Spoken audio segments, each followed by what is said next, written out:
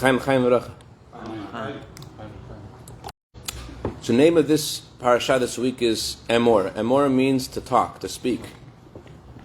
And to understand what this message is, we have to understand a little bit more about the power of words. The Midrash, on the opening words of this Torah portion, the Midrash makes the following comment. It says, a human king, when he ascends on the throne, he makes lots of promises. He speaks a big game. He says, I'm going to make canals, water canals, I'm going to make wells, I'm going to make bathhouses, all kinds of great stuff. And then he goes to sleep at night, and he doesn't wake up the next morning. Where is he? Where is his promises? It's all gone. But Hashem, it says his words are pure. His words are pure, and Rabbi Oven says his words last forever. So the issue is, the Torah is talking about our words, and yet the example that's given is God's words. So can our words have a similarity to God's words? It would seem that they can't. So understand exactly why the Talmud puts them together and what the message is for us personally. We have to know a little bit more about the power of words. But before we get to the power of words, let's go into something that we may all be guilty of sometimes, which is judgment. The Pirkei Avot has two seemingly repetitive statements. One statement is, do not judge a person until you're in their place. Another statement is this another Jew or just what do you mean in their general? place? What does that mean? In what place? I'm going to explain. And then it says, judge every man favorably. Judge every man favorably. So, what does that mean? Does that mean that you're supposed to assume this person has done something they haven't done? I mean, you know this person did exactly what they did. You know for sure. You're supposed to be delusional and assume that they didn't do what you know that they did. What does it mean, don't judge? You know what they did. And are these two statements saying the same thing? Look, if you listen carefully, they're saying something different. The first statement is, don't judge someone until you're in their place. The second statement is, judge everybody favorably. The first one is saying something, don't judge anybody. The second statement is saying, judge everybody, judge them favorably. So which one should we do? What does it mean? So it actually says, just to answer your question, Sas, before we go a little deeper, it says in the Torah, be low-spirited before all people. And on the surface, some people misinterpret this to mean, act low-spirited, act polite, act as if you're lower than everybody else. But in Tanya, the Alter Rebbe actually says, based upon this principle that you were asking, what does it mean not to be in their place? Well, they say in America, David, don't give anyone advice until you walked a mile in their shoes. You know why, right? Because first of all, you're a mile away. Second of all, you got their shoes. Then you can start giving advice. Anyways, but the real meaning of this is it's in the words of the Talmud are true.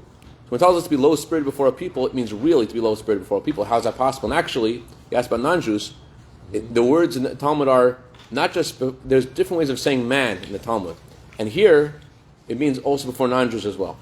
And the reason why what this means is not because it would seem like you have virtues over all the other people, and so be low-spirited before those who are less than, and be high-spirited before those who are more than. Why did it say be low-spirited before all people? And the answer is because Talmud says, don't judge someone until you're in their place. What does it mean in their place? It means in their circumstance. The reason why people make mistakes, all kinds of mistakes, is because of the kind of circumstances that they're in. They're brought up a certain way, they have certain kinds of trauma perhaps. There's actually another teaching of the Hasidic masters they're not going to into today, but just to open our minds a little bit. If you look at the words of the Mishnah carefully, it says, judge the whole man favorably. So the Hasidic masters say, if you know the whole man, if you know everything about this person, you would inevitably judge them favorably. The reason you're not judging them favorably because you don't know their whole story. You know what their mother was or their father was. You don't know what kind of things they had for dinner in their house. You have no idea. So Rabbeinu Yonah gives us a very simple understanding of the idea of judging people favorably. He says, there's somebody, average guy. You don't know if this guy's good or not good. You assume he's a regular guy. So just like in American court, they say innocent until proven guilty, or guilty beyond the shadow of a doubt, beyond reasonable doubt in American court. So Rabbeinu Yonah puts a similar spin on these words. He says, judge people favorably. That means if you don't know, judge them favorably. It sounds, to my ears, to my American ears, Nabach, it sounds very similar to the American court system. You don't know, judge favorably. But if you do know, you know. What should you do if you do know? If you do know, walk away. Don't judge them. That's how it would seem. But it would also seem that there's no way to judge them favorably if indeed they are guilty. It would seem that the Mishnah is telling us walk away. It's an empathic statement. Walk away if you don't see good in them. But we're going to get back to that. Let's first understand a little bit about lashon hara. It says in the Talmud, when you speak negatively about another person, he kills 3 people. You see someone else's shortcomings, and you say them, you cause his death to 3 people. Who are the 3 people? The one who says it. The one who says it, of course, is doing something terrible. He's saying something bad about somebody. It seems like from Tanya that thinking negatively about somebody is worse than even saying it. Yeah. Because when you think bad about somebody, it says in the Talmud that it's equal to idolatry, adultery, and murder all put together.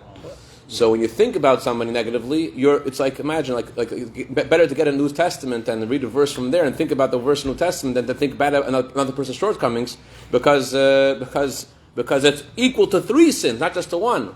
So whenever a negative thought comes in, it sounds like, get a New Testament. That's a shalom, God forbid. But that's what it says. It says thinking negatively of someone is equal to all 3 sins together. But getting back to speaking, so it says if you speak negatively about someone, it's equal. It kills the one who you're talking about, the one you're saying it to, and yourself. The one who's saying it, okay, did something wrong. The one who's listening to it is inviting. He's saying, yeah, tell me. You're not saying, I don't want to hear it. He's saying, tell me. But the guy you're talking about, what did he do wrong? What did he do wrong? He's a victim. Why does it kill the guy you're talking about? Why is he considered guilty? Because I decided to say something bad about him. So the answer is that that's the power Hashem gave us in our words. The words that you say have an incredible impact. Let's look at the Mishnah in Ethics of Our Fathers. It says in Ethics of Our Fathers, after a person passes away, they have to give before God a judgment and a calculation. Now, usually, before you have a judgment, you have a calculation. But in the Mishnah, it says first there's a calculation, there's a reckoning. The first is a ruling, and then there's a reckoning. Why is there a ruling before a reckoning? It doesn't make sense. So Baal Shem Tov says, angels have no say on people, on Jews especially. So how does an angel come and give judgment to you? They show you in heaven a video of your life. You watch the video. You know everything about the video. You know everything about the person's mind and heart that's going on in the video. You see not just the person, but you see what's going on in their heart and feelings. There's one thing you don't know. You don't know that the guy you're watching is yourself. So they say to the heavenly court, says, angels say, Malach Machal goes over to Sas, what do you think? Innocent or guilty? Sas is like, this guy, send him down. Oh, by the way, it's you. Oh, no. Actually, so that's the meaning of judgment and reckoning. First you get the judgment, then the heavenly court can't give judgment about you. They ask you to give a judgment, then they make a reckoning that this should apply to you. The Reb Marash, he said that's not just true in the next world. It's true in this world too. Wow. So if you say about another person, this person deserves a blessing, this person deserves all good, what a great person this is, what happens is that God does the same for you. Just like when you say something about someone else, it comes back to you. If it's not true or just in general? So listen to this. It says, people all know about, people think Jewish religion is a religion of don'ts. Don't kill, don't steal, don't eat pork, don't work on Shabbat, don't say lashon hara, don't say gossip, it's all don'ts. It's not true. Judaism is first and foremost a religion of impact in the world, positive impact. That's what it's about. I shared with you how these people called my grandfather, and they said to my grandfather, we want you to join our campaign. What was their campaign? Our campaign is that people for between 2 p.m. and 3 p.m. in New York, we figure out the best time zone, the best time. Everyone should refrain at this time from saying lashon hara. This is the hour of stopping to say gossip. So my grandfather is a very, very wise man. Immediately he says to them, I don't understand. So after 3 o'clock it's okay, and before 2 o'clock it's okay, number one. Number two, I have a better idea. Is how about instead of making an hour, everyone should stop saying negative things, make an hour, everyone should say something positive. Everyone should say something good about another person. And it's actually a not known mitzvah. The mitzvah of loving your fellow like yourself, the Rambam says, is supposed to say good things about people. Let me put this in context. The Baal Shem Tov, in the Baal Shem Tov synagogue, one time, it's a true story, the previous Rebbe says, in the Baal Shem Tov synagogue, there were 2 guys arguing. One guy says to the other, I'm going to tear you up like a piece of fish. I'll cut you up like a piece of fish. So Baal Shem Tov brought his students together on a table like this. He put his hands on all the students, told them to close their eyes, and they saw Reuven cutting up Shimon into pieces. In other words, our words in the negative have a tremendous effect. That maybe in the physical world no one got hurt, but when you say something, it does something. The words that Hashem gave us, they have power. So with God's words, it's much more.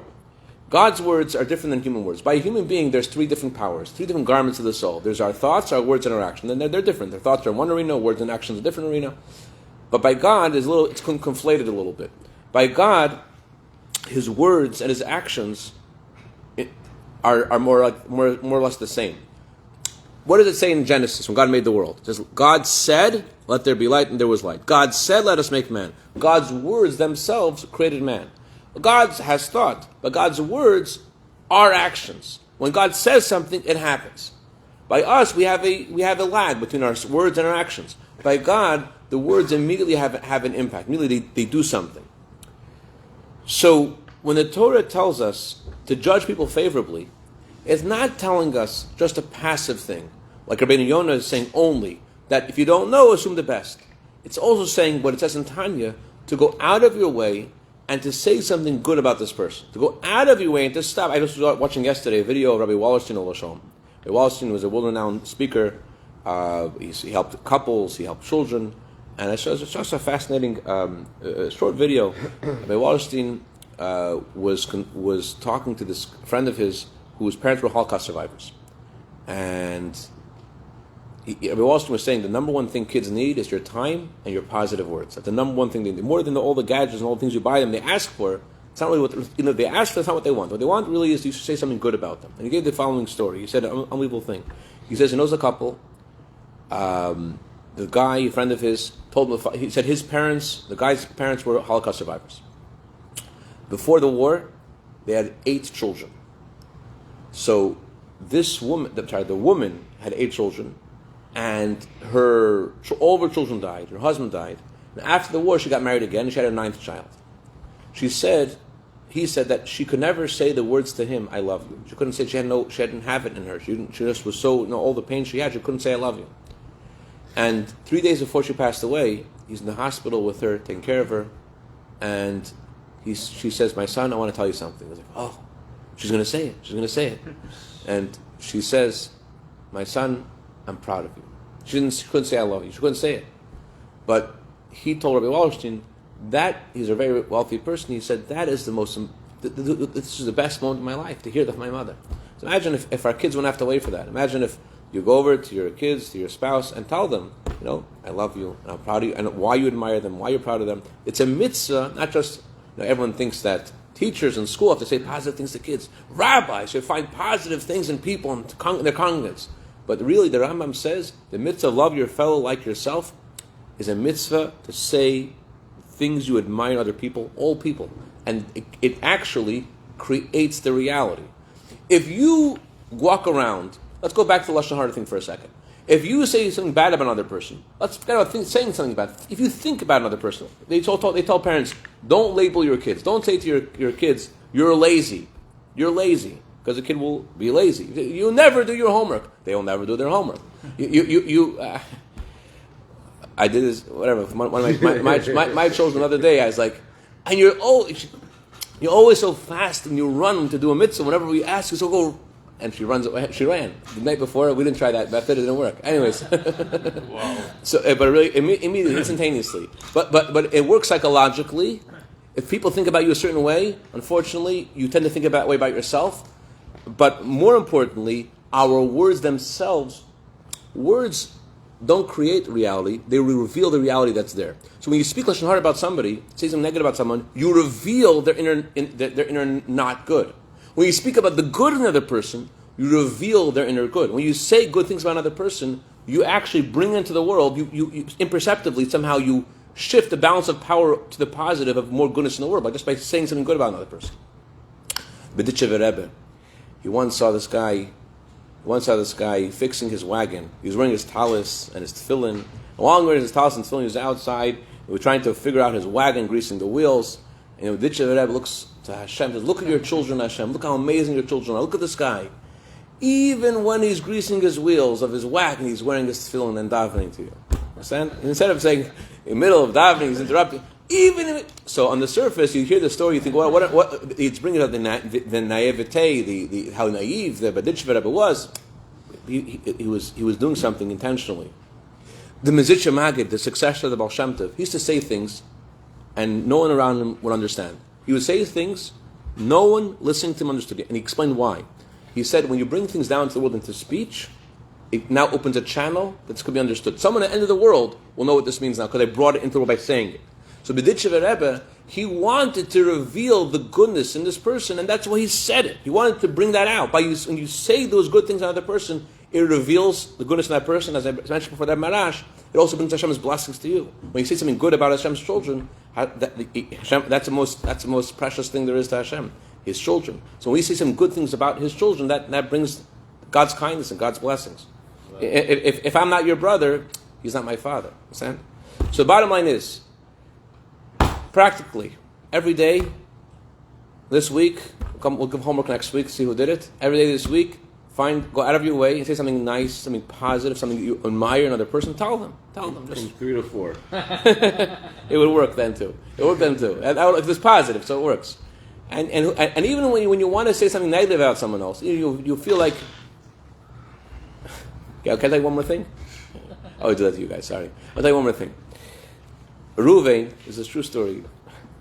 Reuven, a few days ago, Reuven says to Shimon, Shimon's a rabbi. Reuven says to Shimon the rabbi, he says, Rabbi, there are some rabbis which speak with humility, and some rabbis who have a lot of arrogance. And I know Reuven, I know Shimon, I know where Reuven was going. Reuven was going to tell Shimon, you're an arrogant rabbi. That's where he was going. I know for sure that's where he was going. Listen. And he said, when I was a young man, I once asked my Hasidic mentor about, I started feeling arrogant about the things I was doing. I started feeling proud of myself, doing such amazing things. People were always patting me in the back. I started feeling a little arrogant. I asked my Hasidic mentor, what should I do about all the arrogance I'm getting from all the Torah I'm sharing? So his Hasidic mentor said to him, you'll see the difference.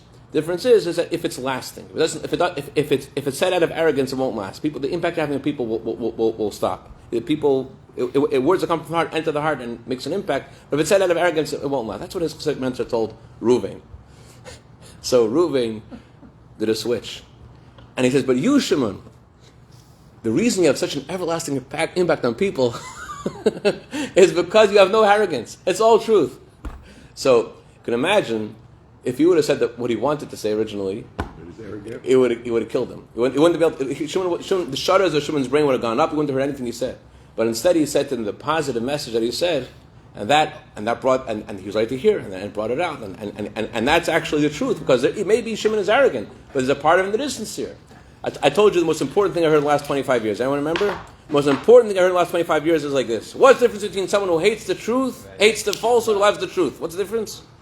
The difference between what? What's the question? Someone who hates the falsehood or someone who loves the truth? What's the difference? If you hate falsehood, you hate everybody, because everybody has something false in them. If you love the truth, who do you love? Everybody. You love everyone, because everyone has something good in them. It sounds very similar. You hate falsehood, you love the truth. No. What's going on? What are you thinking about? What are you looking for? L'chaim, l'chaim, Surah Tevis, chaim, chaim,